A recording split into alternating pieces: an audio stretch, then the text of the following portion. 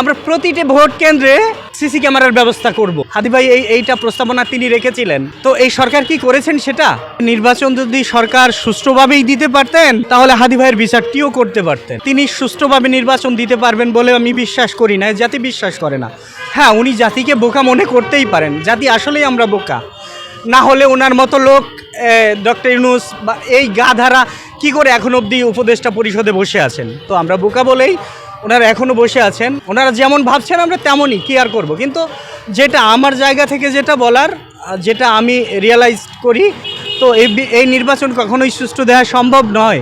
আসলে নিরাপত্তাহীনতাই আশঙ্কা করছি, আমি নিরাপত্তা বোধ করছি না, কারণ সহিংসতার রাজনীতি চলছে। হ্যাঁ, এই দলে যার জোরের অর্থাৎ ক্ষমতার রাজনীতি চলছে এদেশে। তো এদেশের নিরাপত্তা আইন শৃঙ্খলা বাহিনীর যে খুব একটা কার্যকারিতা খুব দেখতে পাচ্ছি না। তো আমরা কি করে নিরাপত্তা বোধ করব? আমি করছি না খুব একটা নিরাপত্তা বোধ। আমি আসলে তেমন কিছু আলামত দেখছি না। আলামত যদি দেখতাম, যদি হতো, তাহলে আমরা সব কিছু আমরা দেখতেই পেতাম, বুঝতেই পারতাম। আমরা কি হাদি ভাই একটা কি উত্থাপন করছিলেন, প্রস্তাব রেখেছিলেন, আমরা প্রতিটি ভোট কেন্দ্রে সিসি ক্যামেরার ব্যবস্থা করব। হাদি ভাই এইটা প্রস্তাবনা তিনি রেখেছিলেন, তো এই সরকার কি করেছেন সেটা? সিসি ক্যামেরার ব্যবস্থা কি উনি করেছেন? তো আমি কি করে আশা করতে পারি যে ভোটে কোনো রকম কারচুপি হবে না, অনিয়ম হবে না?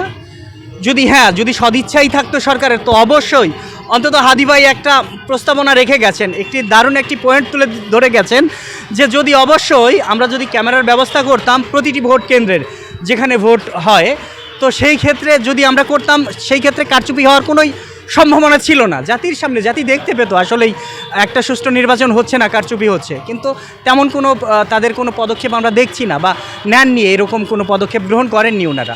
তাহলে কি করে আমি সুষ্ঠু নির্বাচন আশা করতে পারি?